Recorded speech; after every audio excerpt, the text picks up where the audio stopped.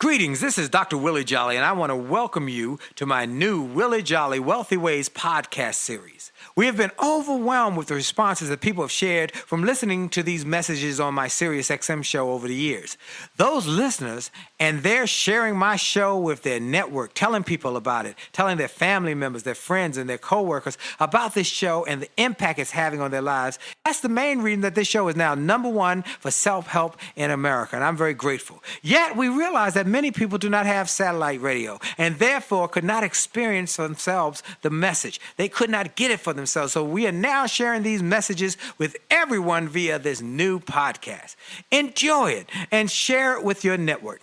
And let's help even more people to do more, be more, and achieve more. Tell everybody so that they can live a Wealthy Ways life as well. Welcome to the new Willie Jolley Wealthy Ways podcast. And remember, your best is yet to come.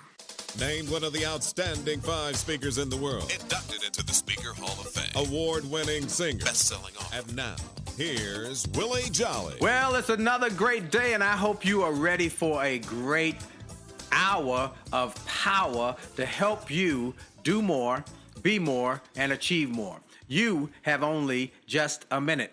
Only 60 seconds in it. It's forced upon you. You can't refuse it. You didn't seek it. You didn't choose it, but it's up to you to use it. You must suffer if you lose it. Give account if you abuse it. Just a tiny little minute, but your eternities are all wrapped up in it. This is Dr. Willie Jolley, and I am excited about this minute, this moment, this opportunity to share some ideas with you that will hopefully have an impact not just on your present position, but also on your future position and even your legacy. I'm hoping that what you hear in this interview will not only impact you, but your children's great-great-grandchildren, that you will create a legacy of success and something that your future family will be proud that they knew you came this way. Well, you know, I start every one of my programs with that minute, God's Minute by Dr. Benjamin Mays, who was Martin Luther King Jr.'s mentor. And I am grateful that I learned about that minute over 25 years ago when I started my speaking career, and I adopted it and adapted it to what I do, starting with a 1-minute motivational show every day on radio, and then a book, It Only Takes a Minute to Change Your Life, which has gone on to become a global bestseller. So I'm grateful for that minute. And then I take a moment in every beginning of every show that I do, podcast, whatever I do, to give God glory for that minute, but give God glory for life, for strength, for health. Every day above ground is a great day, and it is a blessing to be here. So I am grateful. I'm grateful for health, for strength. I'm grateful for this show. I'm grateful for the opportunity to meet people from all over the world who listen to this, and I'm grateful. But most of all, I'm grateful for life. I'm grateful for life. God's gift to us is life. Our gift to God is what we do with our lives. And I think you should do something extraordinary with your life so that when your time comes to go away from this life, to leave this life, that God won't have to repent for making you. He'll say, I did good with that one. So live your life with all the joy and excitement and impact that you can. Well, I am grateful for all of you who have made this show part of your weekly routine, as well as this podcast now is blowing up globally, and I'm grateful for all of you. And I've got a person today who has a global impact. He has a global impact on so many people. I had the opportunity to go and hear him recently do his thing. I mean, he was in my area, and I slipped in to go and hear him, and I was wowed, as I always am. His name is Alan Weiss, Dr. Alan Weiss. Many of you know him as the #1 consultant and one of the top coaches in America. His consulting firm is a favorite of people like Merck, Hewlett-Packard, GE, Mercedes-Benz. He has a consulting college or consulting convention that brings in people from around the globe to come to sit at his feet. He has made multiple numbers of hundreds of millionaires, literally. You know, a lot of people talk about being a big thinker and a big person who does things that make a difference. He has created millionaires. I've seen some. I know some. I know one guy who was in a group that I used to meet with quarterly who could not figure his way out of a paper bag. He started going to Alan Weiss's events, and in the next year or two, he became a millionaire and recently bought a big home. He has a Ferrari, a big SUV, and is living his dreams all over the globe. So I've seen it happen. Alan is a consultant to MBAs and PhD candidates. He also is in the Professional Speakers Hall of Fame, the CPAE, that's the Council of Peers Award of Excellence, representing the top 1% of professional speakers in the world. I'm honored to be in that same group, and I'm honored to have him. On one of my websites is a picture of him and my wife and I all together, and we are at the award ceremony one night. He has written books that have become global bestsellers. $1 Million Consulting. It's now in its 5th or 6th edition. 70 and more, applying the assets of maturity, wisdom, and experience.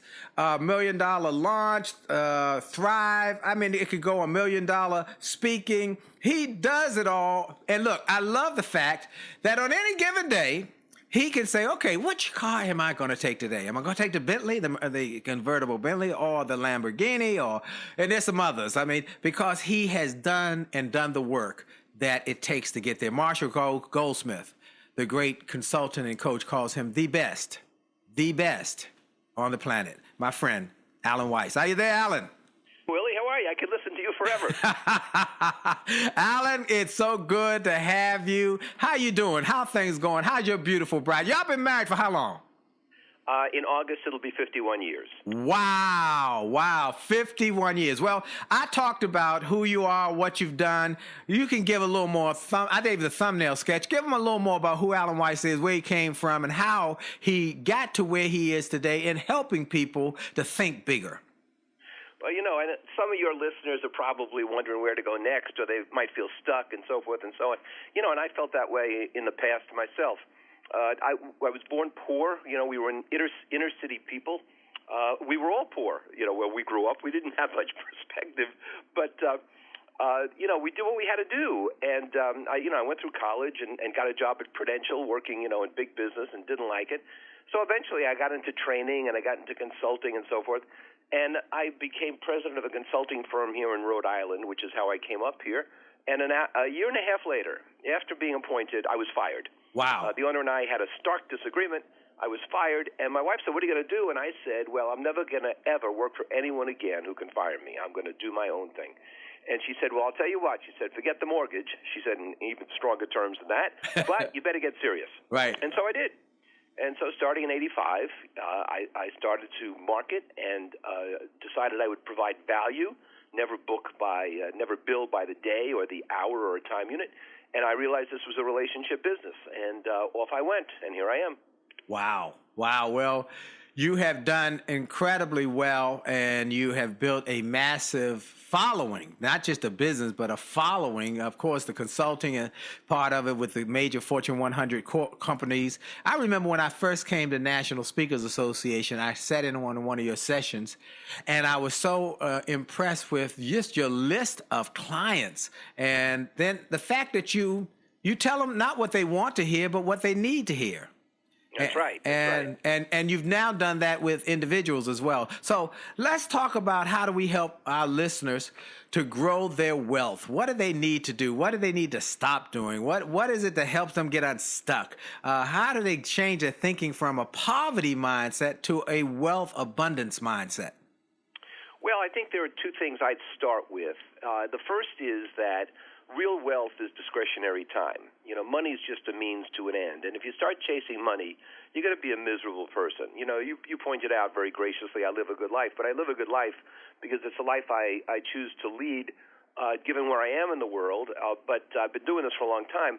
But I've never looked at the accumulation of money as an end. My definition of wealth is that I can go where I want, when I want, because I'm in the position to do so. So I look at discretionary time as well. The second thing I'd point out, and I think this is important for all of us, is that your career has to be based on two things: what you're really passionate about and what you're really great at.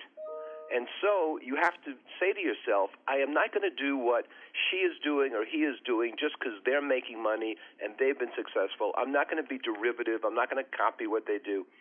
What do I really love doing, and what am I really great at? And then how do I monetize that so that it's of value to other people? And everything you and I do, Willie, as you know very, very well, and you exemplify, is that what we do is about a service and value to others. Right, right. Absolutely. And that's exactly what you have been able to do. Well, how do you get these people, like my friend, we won't call his name, but he went from just barely getting by to becoming a millionaire. How did you change his thinking? Well, you know, it's interesting you raise that example. I mean, because you and I don't discuss these interviews before we do them. Right. Just last week, the person you're talking about closed a single piece of business for $500,000. Wow.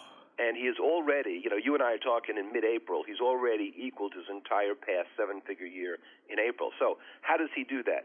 I think that there were just two or three things that were important. The first is simplifying his approach so that what he was talking to prospects about was very clear, not complicated, not a 27-step model, but here's how I can help you. The second thing is he didn't focus on what he did. He focused on what the client received. And so here's how you'll be better after I walk away. That's what I call that statement. Wow. So the deliverables, what's the result? Well, it's what the deliverables produce. Let's put it that way. And then the third thing is what I call the chain reaction of attraction. And that is, in my community that you talked about, my global community, I attract attractors, you know, and so they attract other people and other people come. So in his case, he's dealing with the corporate world. He's got clients now, just like you talked about me before, who attract other clients. And what you get is this chain reaction occurring because people feel, hey, I've heard this person being talked about. I can't afford not to at least have a conversation with them. So I think that's how he got himself organized, got out of the weeds, and started looking at a much larger picture. Wow. So the people who are listening, some of them are small business people. They are entrepreneurs. They want to get started. They want to get growing. They want to get going. And they just don't know what to do. They just don't know how to start. How do they start with the mindset development? Well, here's what you do first. Don't spend any money at all. Just do the following. You know, I never sell anybody anything. Don't spend any money. The first thing is identify what value you're going to bring to people. In other words, that value might be something as broad as improving performance. That's okay. Or it might be something as specific as I decrease sales closing time and reduce the cost of closing business. Whatever it is, you know, I help dentists get the maximum price for selling their practice. What's the value you bring? And that value has to be expressed in terms of what the customer gets, not what you do. The second thing is you have to decide who your ideal customer is. So is it a business executive? Is it a business owner? Is it that dentist who owns a practice or owns several practices? Who is your ideal client? Because we spend too much time with people who can say no and can't say yes. So the second question is, who's the client, the prospect, the buyer I really most want to deal with? And then the third and final question is, how do I reach them and how do they reach me? And if you answer those three questions, you'll have a marketing plan. Nobody in this business needs a business plan. What we need is a marketing plan because this is the marketing business.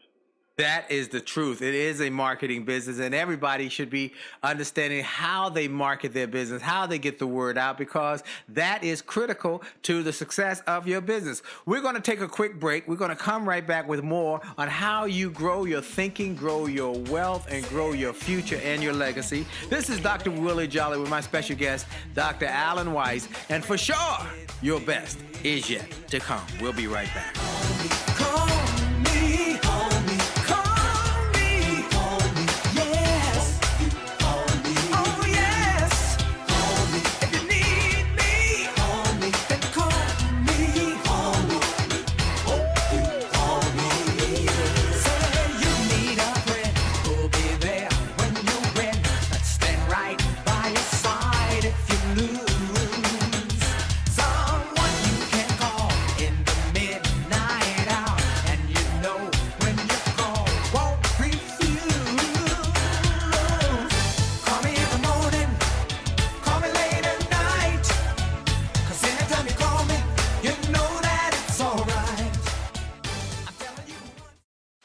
Hi, this is Dr. Willie Jolley, and if you're enjoying this information you're hearing on this podcast, I want to invite you to get even more great information on my new free gift page on my website. Go to wjspeaks.com and hit the All Access badge. On that page, you will find information and resources specifically designed to help you to have greater success. Free ebooks, music, all sorts of interesting and informational interviews for my XM show. I'm telling you, this is a great page. And why do I do it? Because I've learned that the more we give, the more we get. And the more we help other people to grow and go to the next level, the more we receive in our business. So we want to help you. Tell your friends about it. Go to Facebook and get my information. Go to my website, get my free resources, and get on wjspeaks.com and hit that All Access badge. It looks like a backstage pass. Click it. You'll get behind the scenes information to the special page to help you grow. All we want in return, all we ask is that you pass it on, because the more you give, the more you get. This is Dr. Willie Jolley. Have a great day.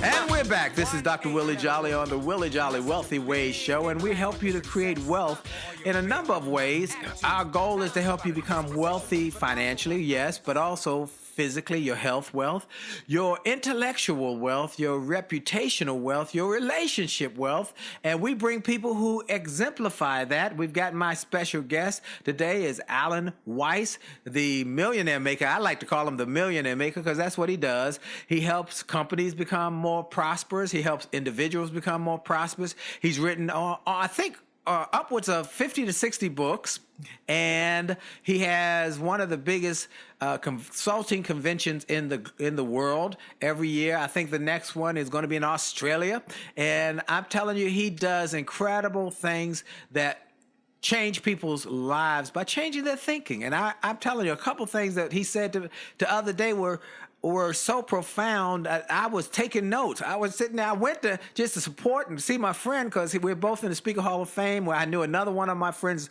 Lou Heckler, was going to be there. I wanted to see my buddies. But boy, I sat down and I started pulling out my iPad and writing, because he started talking about you got to be fearless. I love that. You got to be fearless. And you can't let what people think about you or say about you stop you from living your dreams. I was saying, you're absolutely right. I need to remind myself of those things. So let's talk about those concepts that help people to grow their business and grow their success. I always like to ask you, and you've done a lot of work with educational institutions. If you were walking into a room and there was a class full of students who wanted to be into business, they wanted to graduate and go on and become successful business people, what would you tell them? Here are the things you got to do. What are you got us? You want to become a successful business person, the first thing you got to do is become a well-rounded person. You know, you mentioned earlier that I taught for a while to PhD candidates and MBA candidates, and you know what I said to them was that your specialty isn't enough. You have to be well-rounded, and so you have to understand art, you have to understand sports, you have to understand entertainment, you have to understand a lot more than business, because no person you're going to be dealing with as a subordinate, as a peer, as a superior is one-dimensional. We're all multidimensional. So that's the first thing. The second thing is that you have to understand that in business, you know, Drucker used to say the purpose of business is to have a customer. But I've amended it slightly, and Drucker's one of my icons. But what I say is the purpose of business is to have a profitable customer.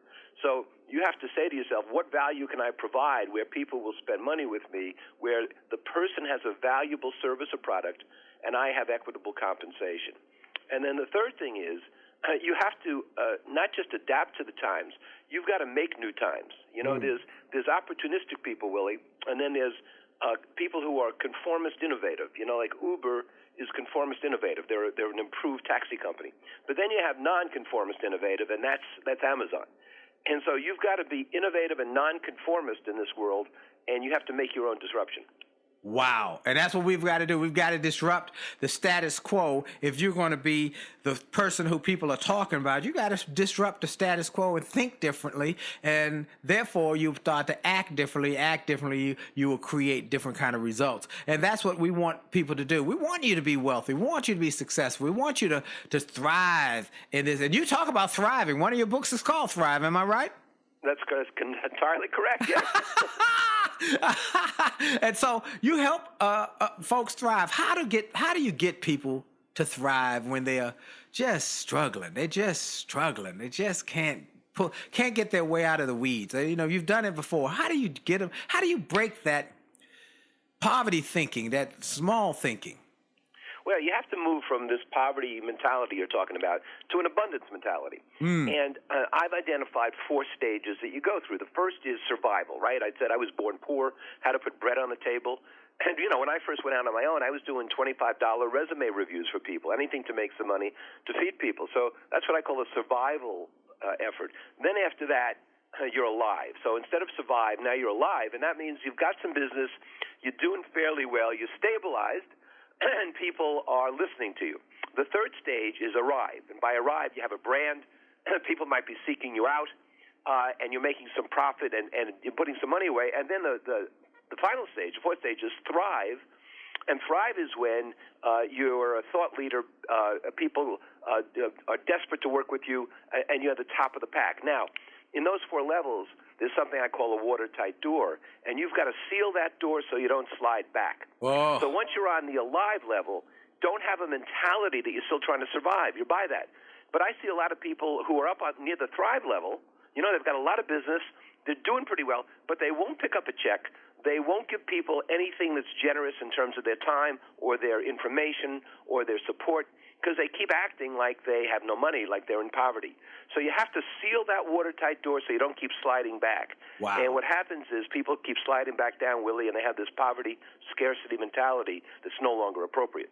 Wow, that is so that is so right on. That is so right on. And that's what we have to help people to do. And one of the things you help people to do is you tell them they've got to fill their minds with more positive, upbeat thinking and be around people like that. That makes a difference too, doesn't it?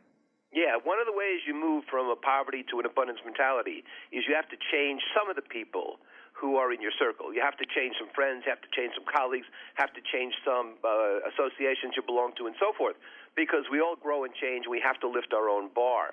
So it's important to keep in mind that kind of movement. And the second thing is that we have to understand that we have to take control, and we can't allow ourselves to be in the control of other people. So we tend to give up control. One of my books, 30 and More, you mentioned before, talks about the fact that as people get older, they inadvertently give up control. We have to seize control, not give up control. I talk about the people. The plane just takes off. You haven't gone to the restroom. You say, okay, I'll go on the plane, but the pilot never turns off the seatbelt sign, and you're sitting there in misery, and you don't go to the lavatory. But then somebody behind you gets up and goes. And once that person goes, he or she has given you permission to go, and now you feel better about getting up. We're the one who has to seize control and not wait for others to tell us it's okay. Wow. And that's what's going to be those who innovate, those who say, I'm willing to be outside the traditional norm or break what's the status quo. There's some new ways to achieve a goal. There's some new ways to deliver a result. And I'm going to be the one who is willing to have permission. I'm giving myself permission to go get it on, go get it done and make it happen and help people to win more. And that's one of the things I have in my office. Let's help people win more. Let's help them win more. If they win more, we win more. I had the honor of replacing Zig Ziglar on the Get Motivated tour when he passed away. And one of the things that Zig always told people, if you help enough other people get what they want, you'll get everything you want. And that's the truth. And that's what you've told about getting people results so that they become your community. And I love the way you talk about creating communities, too. In a social media world, we create communities. And those communities are people who are being impacted by what you offer. And you've created quite a community. Well, I don't believe in tribes. Yes. I believe in communities. And I think tribes are exclusionary. You got to be born into the tribe. And my feeling, though, you create communities where people have a few common important values about integrity and pride and so forth, success, but they also have their own personal values about certain things. So I believe in these global communities, and I've been fortunately successful doing it. And I'll tell you something that I think is important, is completely consistent with your philosophy, and that is, you've got to help yourself in order to help others. In other words, you can't do pro bono work unless you have the time and the money to afford to do pro bono work. Right. And you can't help others unless you have your own information, your own resources to help others. And I tell people in my communities, you just do this small thing. Every evening, you take a minute before you go to bed and you say, here's what I accomplished today that's really outstanding. And in the morning, you take just a minute before you get up and head into whatever you're going to do, and you say, here's what I'm going to do today that's going to make a difference. Just take 1 minute. And I do it in form of a prayer, but you don't have to. You can do it, whatever way you want. But you have to remind yourself of these things, because the key to all this is feeling good about yourself. It's high self-esteem. It's self-worth. And you have to feel good about yourself, and not that, you're going to get up and it's another long, slow crawl through enemy territory. You got to feel like it's a bountiful day, and you're going to take advantage of that, and you're going to give people value. And giving people value is a powerful part. And let me tell you what really applies to me. All of y'all know I'm a man of faith, and I'm grateful for every day God gives me. And I ask him, what can I do? What can I do better? What can I do more? What can I do to make a bigger difference? I decided years ago that I wanted to have 2 goals every day, is to make a difference and make a profit. If I make a difference, then I've done what God sent me here to do. But if I don't make a profit, I don't have the resources to keep making a difference. I'm out of business. That's right. And so, That's right. And I love one other thing. I believe in that the greatest ones about us, and Alan is a great example. My friend Nito Cobain is a great example of being givers. They are givers, and they give, they just give, they give, and they give. But they understand that it's reciprocal, that as you give, so shall it be given unto you. And so the fact that giving, you've got to have a mindset, and I like the way you framed it, that you can't give if you ain't got. I mean, it's hard to give to charity, to ministries, to others who need it if you have nothing. So you've got to create something so that you can give. So I have 4 goals every year. My giving goal is always my first goal. This is what I want to give this year. My second goal is my getting goal. What must I get so I can give? And then my third goal is, what must I do this year? What books must I write? What TV shows, the radio shows, music projects, concerts that I put on, my own events. What must I do so I can get, so that I can give? And my fourth goal is, what must I become? What must I be? Because I've got to be better if I want to do better, so that I can get better, so that I can give better. And those are my goals, and I set them on my wall every year, and I say, okay, here's what I'm shooting for. I want to write a big check to so-and-so ministry or to this charity, and God bless them. And that's what you have taught people to do, and that's what you're doing.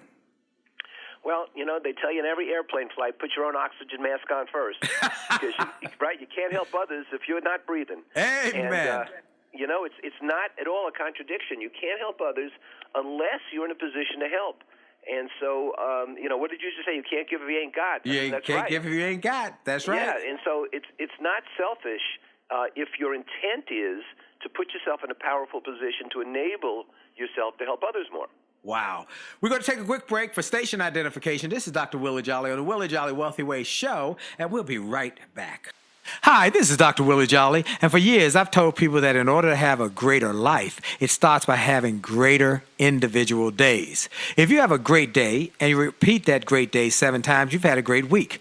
And you repeat that week 4 times, you've had a greater month. And then repeat that month 12 times, you've had a greater year, and you're on your way to a greater life. And it starts with that individual day. I recommend you start each day with something powerful. I call it the pure, the powerful, and the positive. Rather than starting your day with bad news, how many people got killed, or how many children got snatched, or how many fires there were, I recommend you start your day with something to inspire and empower and encourage you to make this day a great day. We're excited to announce the start of Jolley TV on my Facebook page. Go to Willie Jolley, Willie.Jolley on Facebook. Just go to Willie.Jolley on Facebook and get ready for a great day and a great life. Have a great day on purpose. And we're back with the Willie Jolley Wealthy Way Show. And for those who are listening and say, I want to hear this again. Well, it airs a number of times on this network. But then you say, well, I want to hear it more. I want to share it with my cousins. I want to tell my friends about it. I want to pass this around. Well, we're grateful now that we've got the Willie Jolley Wealthy Ways podcast that is available now on iHeart Radio, iHeart Media. And it is the biggest media platform for podcasts in the world. I'm grateful to be part of that. We're also on iTunes. We're on Stitcher. We're on TuneIn, and we're with my friend Jeffrey Hazlett with his C-Suite Radio. So you can get it at iTunes, iHeartRadio, Stitcher, TuneIn, C-Suite. Just look up the Willie Jolley Wealthy Ways podcast and pass it on. Share it. Tell Lottie, Dottie, and everybody about it. We want millions and millions of people to be inspired by these great interviews. And this is another one. As every week, I get the best and the brightest in the world, on the planet, to come and join and share with you some of their thinking to help you do more, be more, and achieve more. My guest today is the one and only Dr. Alan Weiss. And for those who say, well, I know, or I've heard about the book Thrive, or I've heard, he is been interviewed by just about everybody. He's all over the world. He has been married for over 50 years to his beautiful bride, Maria, and he's in the Speaker Hall of Fame. He is a author of about 60 books, and he constantly is creating new programs, articles. Where can they reach you? Where can they get into your community? How can people connect with you, Alan? Well, the easiest way is to go to alanweiss.com, ALANWEISS.com, and you'll find there hundreds of free articles, audio, video, all kinds of things. You don't have to spend a cent. It's all there. It's in the public interest to put it there, in my opinion. A lot of people have taught me over the years that you need to be generous with your intellectual property, and I believe in that. So people are welcome to it. Wow. And he does give, and he gives, and he gives, and you should go to Alan Weiss, WEISS.com, ALAN, AlanWeiss.com, and just spend some time. You will be like my wife, who loves Alan Weiss. I think they are cut from the same cloth. They are they are big thinkers. They are go-getters. They make it happen, and they don't suffer fools. That's the other thing. Don't suffer fools. They both tell it, that's not good thinking. That's not going to work. That's just not good. Let's get it on. Let's just pull yourself up by your bootstraps and let's get going. Stop whining, crying. Let's get it on. And that's what my wife loves, Alan. She just loves him, and she was actually part of his event, and so let's talk about next. How do you get people to become more entrepreneurial minded? How do you get them to think like entrepreneurs? Because entrepreneurs do think differently than people who might be employed. How do you get people to understand how important it is that mama may have, daddy may have, but God bless the child that got their own? And how do you get them to say, I can work for somebody, but I also should have something on my own on the side? Because like you said, one day you were working and got fired. Same with me. One day I was a nightclub singer. I got fired. The guy said, it wasn't personal, Willie. I love you. You were great. You were great. Your band was great, but it's just about ROI. We could get a better return on investment with this karaoke machine than that band. I was blown away. I said, I'm filling up your club. He said, well, it's full, but we got to get a better return on investment. The only way to do that is lower costs. I got fired. I had that day, like you said, I'm going to control my destiny from here on out. That's my decision. How do you help people get there? Well, I think there are two things that are most important. The first is that you can't fear failure. If you're not failing, you're not trying. Wow. And everyone I know, everyone I've ever met who's really innovative, really entrepreneurial, can tell you their failures. And it's important to do that because that's how we learn. So perfection is the enemy of excellence. You can't try to be perfect. You can't try to be flawless.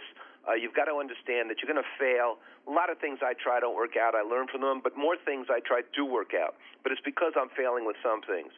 The second thing is this business is about respect, not affection. And so you can't go around wanting to be liked, because if you're liked, you won't push back at people. You won't challenge people. You won't tell people that they're wrong when they're obviously wrong. You won't provide your true value because you tried too hard to be liked. So my feeling is you've got to adopt an attitude that says, I am going to be respected. If you want to be liked and loved, get a dog. You know, I have 2 dogs, Willie. I love when you say that. Get a dog. Let's get it on and let's go forward and get going. Oh, I love that. I love that. And you've been able to tell people, you know, that thinking is not good. It's not good. It's not going to help you. It's going to hinder you. It's going to keep you from being all you can be. And let's get on. Let's shake out of that. That's, you know, it's almost like I love the some of the movies where people say, no, get it on. Come on, slap yourself into being and be about all you were born to be. You were made for something great. Yeah, ask yourself, and your listeners should ask themselves, how many times they've been in positions where they're saying to themselves, you know, here's what I should have said, here's what I could have said, here's what I wanted to say, but they didn't say it, they didn't write it, they didn't suggest it, because they were too worried that somebody wouldn't like them. And you have to overcome that, because really good people, strong people, don't worry about somebody challenging them. They welcome it because that's how they learn. Right. So, you know, you've got to be bold enough to say, I'm not here to be liked, I'm here to be respected because I can offer value and help this person. Right. That's exactly right. And that's what you have been able to do. Okay, so we help people thrive. You help people get $1 million mindset. Now that's easily said. People talk about, you know, I want to be a millionaire or I want to make millions, but they are struggling with a poverty mindset, or you have already said that you've got to water seal the slipping back, which so many people have done. I've even had to struggle with that over the years because I had to get past my early training or early theological perspectives that being wealthy and being a man of faith were inconsistent. I had to get past that, understanding that Jesus taught people about the talents. He gave 1 talent. He told the proverb or the parable of giving 1 10 talents, 5 talents, 1 2 talents, and 1 talent. The one who had 5, he doubled it. He said, "Good, good, good." And the one with 2 talents, he doubled it. He said, "Good, good, good." And the one with 1 talent, he buried it. He said, "You wicked servant, why did you do that? You're supposed to do with what you've been given and use it to make a difference and make it bigger." Talk about that. Well, I think that we tend to believe that we're living with scarce resources and we're living with scarce opportunities. And the fact is, we create resources, we create opportunities. If you look at 2 things people always talk about, one is time, one is money. We think that they're resources and they're going to run out, but the fact is they're not resources, they're priorities. So when people say, you know, and let me tell you something, Willie, make sure I tell you this. I found that I can always make another dollar, but I cannot make another minute. Yes. Yes. And that's why discretionary time is wealth, you know? Yeah. And so, you know, people have to say to themselves, well, you know, I don't have time to go to my kid's dance recital. Well, you do have the time. You're choosing not to do it. Now, you might choose not to do it for a good reason. You're going to do some work so you can support the dance recital. But don't tell me you don't have time for things. The same thing with your customers and clients. If you want to make a big difference as a professional, if a client says, you know, I don't have time, I don't have money, yes, you do. I want you to take it from where you're using it now and give it to me because I have more value to offer than where you're now applying that. See, nobody gets up in the morning who owns a business or is an executive and says, I think I'll budget $1 million to somebody who comes in my door today I didn't expect. I think I'll spend 3 hours with somebody I never knew was coming. No. But when they find somebody who is valuable, who is recommended to them, they will find the time, find the money. So if you want to change your attitude, look at time and money as priorities to be applied, and that is resources that you believe are going to run out tomorrow morning. Wow.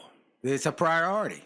And you choose to think about it as a priority. You can make more money. You can make another dollar. You can't make any more time. You got 1,440 minutes per day. You can't, no matter what you do, you can't make 1 more minute in that day, nor can you make more minute or more time when your time is up. So you got to use your time wisely. When your time is up, it's up. So make the most of what you are blessed with every day. Make the most. Go all in.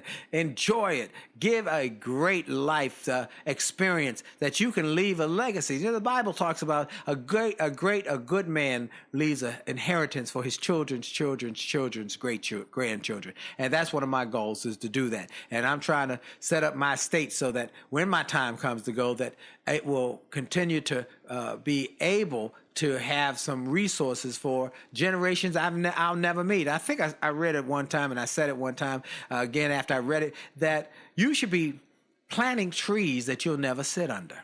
You should be thinking that way. And I hope people will take full advantage of the information that Alan shares to create a long-term wealth strategy. Okay, how do you do that? How do you create a long-term wealth strategy? Obviously, you've done it. You and your wife, you travel around the world. I love how you say you travel in first class.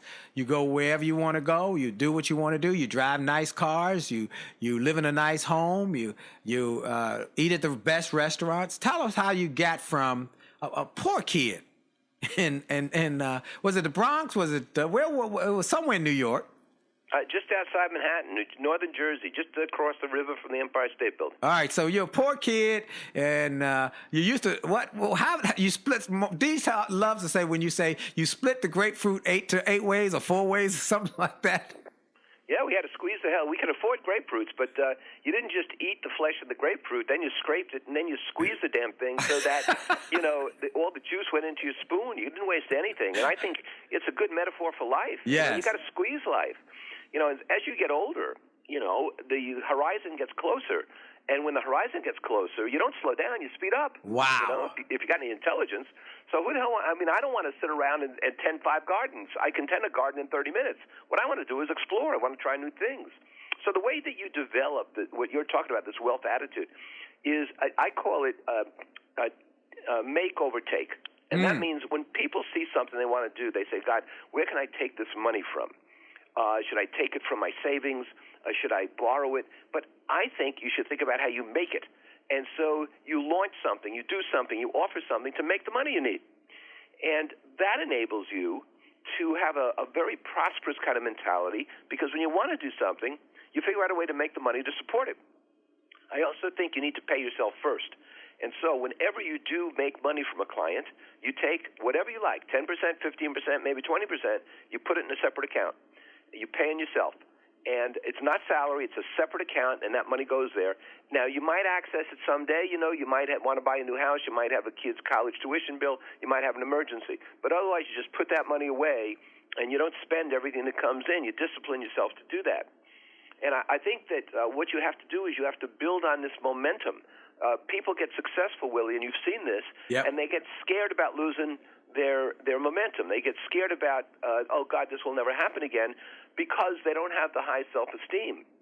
So you have to understand that when you deal with someone for whom you're going to offer value, you cannot be in a position where you're trying not to lose the business. You have to be in a position where you're assertively trying to get the business, not trying not to lose it. And that's a huge difference in mentality. And the last thing I'll tell you is this. On this subject, when you get up in the morning, there's only 1 or 2 conditions. You're either saying, I've got to go out and sell something to pay the bills, and I'm going to be intruding on people's time, and they're going to think I'm bothering them. Or you're saying, I'm going to go see people with the tremendous value I have, and how can they not see me, and how can I not contact them, because I can help them? To me, Hold that thought, because that's exactly where I want to go in. We're going to take a quick break. This is Dr. Willie Jolley and my special guest, Alan Weiss, on the Willie Jolley Wealthy Way Show, and for sure, your best is yet to come. But Lord, since I met you, all that's changed in the blink of an eye. Now all my heart wants to do is fly.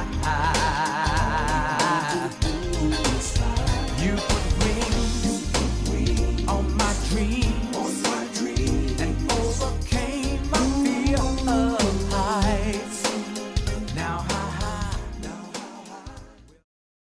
Hi, this is Dr. Willie Jolley, and people often ask, how did I go from a broke, busted nightclub singer to become a best-selling author and to be voted one of the outstanding 5 speakers in the world by the 175,000 members of Toastmasters International? The answer is that I decided to invest and change my thinking, invest in my mindset, and decided to change my inputs, because inputs determine outputs. I heard about a seminar years ago when I was just getting started. I was making about $100 a speech. And I heard this seminar that was creating millionaires, and it cost $10,000, but the guy was getting results. I didn't have that kind of money, but I decided to to borrow it because I learned that there's a price for success, the price of college, the price of going to school, the price of education. And there's a price for success, and then there's a cost for not paying the price, the cost of staying the same. And that cost is greater than the price. It's too expensive. And so I went and it changed my life. And I came back and quickly made $100,000. I heard a similar story from Dr. Dave Martin, how he went to a success rally, heard a speaker who inspired him. He and his friends said, wow, that's changed my life. The speaker had a package of materials to help build wealth. The package cost $1,500. And that was all the money Dr. Dave had to his name. Dr. Dave's friend asked, do you think this stuff is worth it? Dr. Dave thought for a moment. He said, I don't know. I don't know if it's worth it. But I do know that I'm worth it. I'm worth it. He invested that money in that package and used the materials to grow his thinking. He grew his mindset. He shared how that $1,500 investment has gone on to generate millions in revenues. He's a multimillionaire. And he has homes now in Arizona and Florida. I want to say to you, it's time to invest in you. I want to give you some materials that will help you, grow your mindset, grow your future, grow your finances. Go to wjspeaks.com/billionaire. wjspeaks.com/billionaire to get some materials that will inspire your success and will help you find that there's a price for success, but there's a cost for not paying the price. And the cost is always greater than the price. Go to wjspeaks.com/billionaire and get the bag, the box, or any of the materials there and keep growing your wealth. And remember, as a man thinketh, so as he is, and your best is yet to come.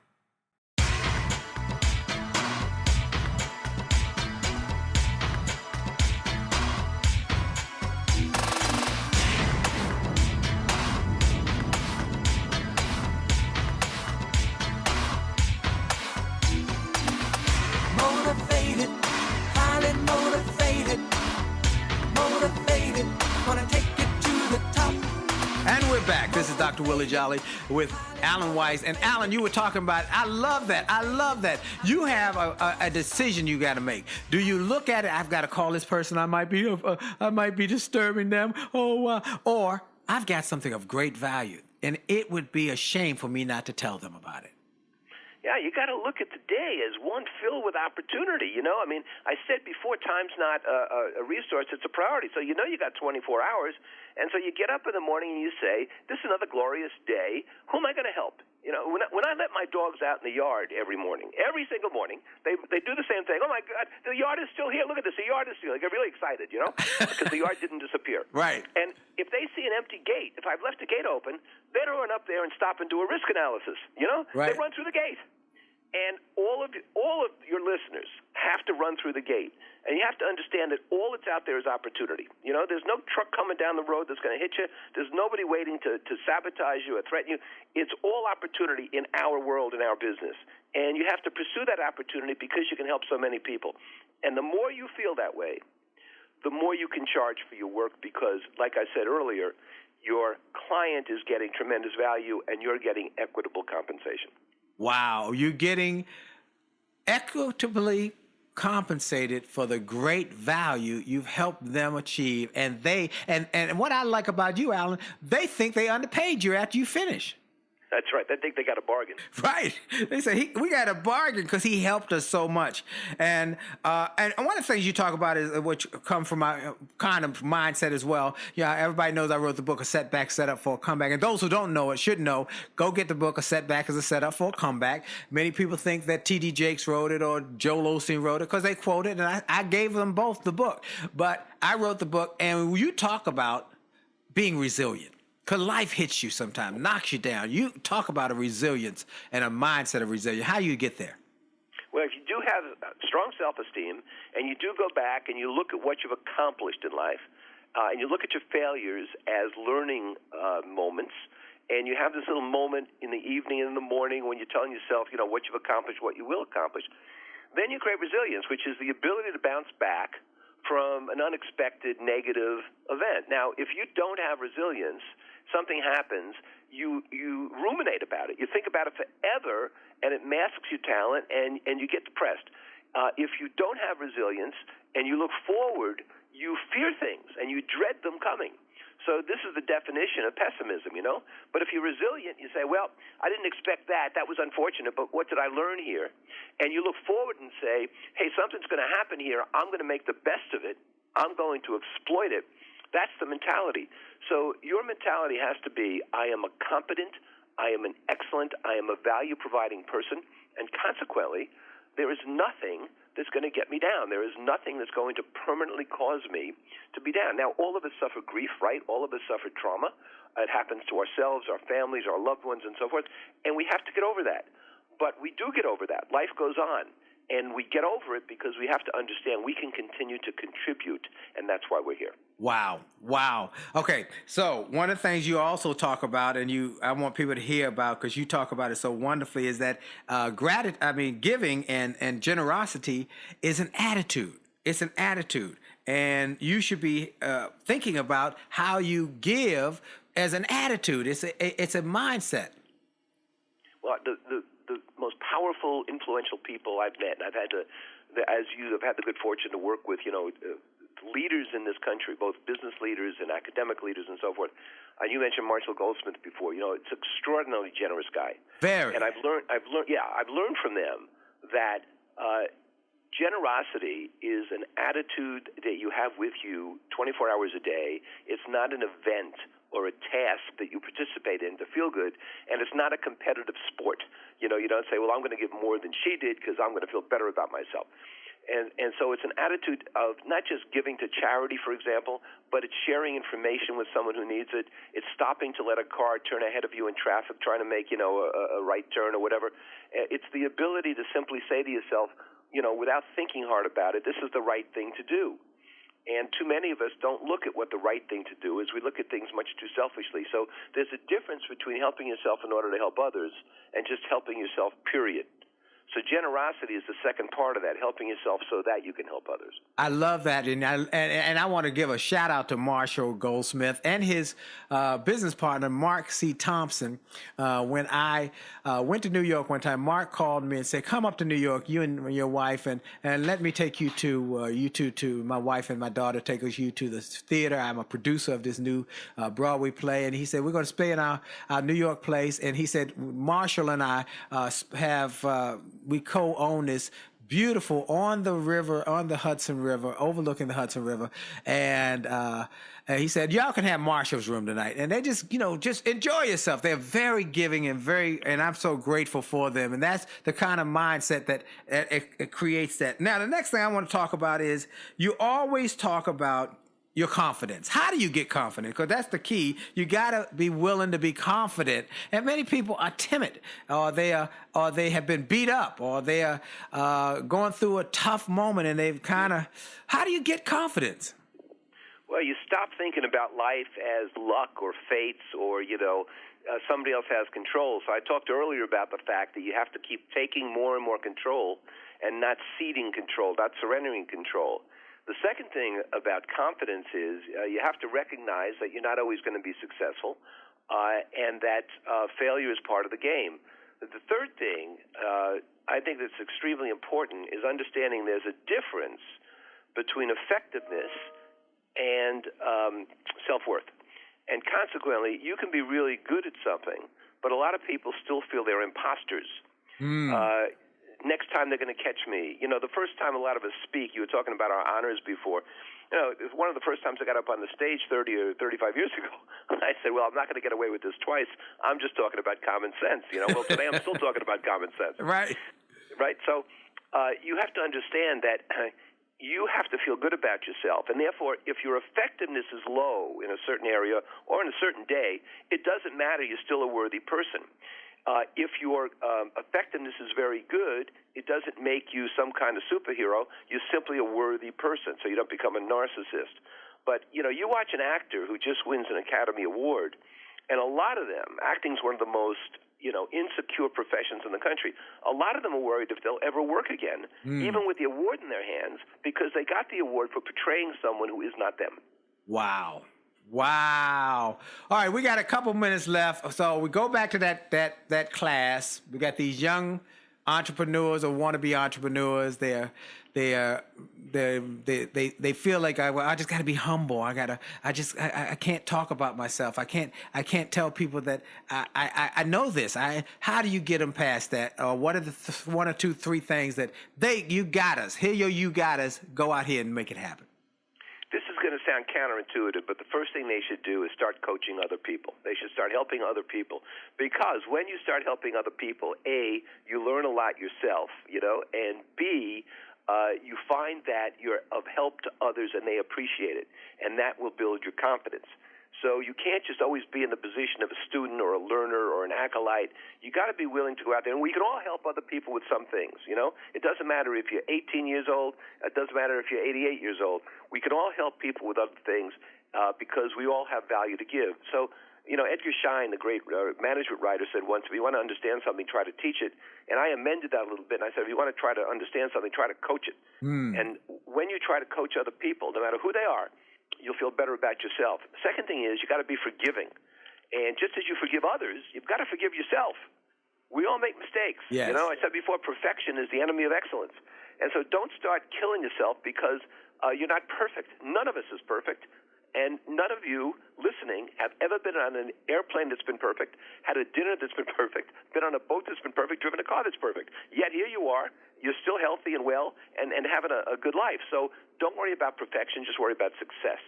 Wow. I love it. Well, this is my guest. He's my buddy, Alan Weiss, Dr. Alan Weiss. Where can they get you again? Where can they get in touch with you? Where can they connect with you? Where can they become part of your community? Well, just go to alanweiss.com, and you'll see all kinds of opportunities for you. As I said before, many of them, it's free to take. And you'll also find my free blog there, contrarianconsulting.com, and you'll also find my podcast there, which is called The Uncomfortable Truth. Writing on the Wall is my monthly video. All these things are free. Wow. I'm telling you, folks, you want to do it. Alan, A-L-A-N, Weiss, W-E-I-S-S.com. He has been married for over 50 years. Many of you know Dee and I have a book called Make Love, Make Money, Make It Last, going on our 34th years. We're just newlyweds compared to you guys. And at some point, we're going to want to interview on our Monday night. We do a Monday night Facebook Live, free to the world at 9 o'clock, called Happily Married Monday with the Jollies. And we interview folks. So at some point, Alan, we're going to want to interview you and Maria. How do you stay married? How do you do it? How do you get better at time? And I want to thank you for being my guest, being my friend, and for all you've poured into me and Dee, and the impact you've had on our thinking and our lives. And we're grateful for you. Well, I love you both, and I thank you so much, Willie. Well, my pleasure, my pleasure. Folks, I want you to go to jollymarriage.com, get the free chapter from the marriage book, jollymarriage.com. Go to attitudeofexcellence.com and get the new book. We talk about how we learned some lessons from working with Ford Motor Company and helping them going from the brink of bankruptcy to being able to reject the government bailout. The foreword is written by Alan Mulally, who was the CEO of Ford. And then I want you to go to williejolly.com/gift, williejolly.com/gift. Get some of the free resources we have on the page, absolutely free, and get the podcast at iTunes, iHeartMedia, Stitcher, TuneIn, C-Suite. And remember, for sure, your best is yet to come. God bless you. Have a great week on purpose. God bless you. Are you tired of crying and complaining? Tired of feeling like life don't treat you fair?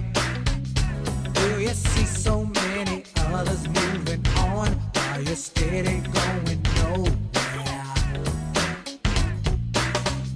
Have you maybe come to the conclusion that there's nothing at all that you can do?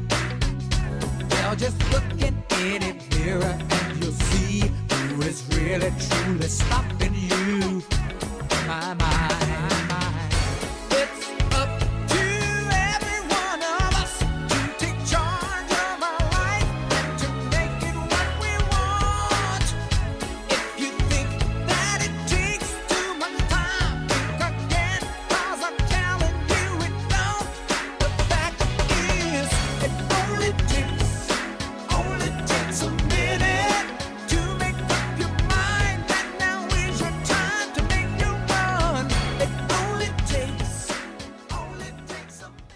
This podcast is a part of the C-Suite Radio Network. For more top business podcasts, visit c-suiteradio.com.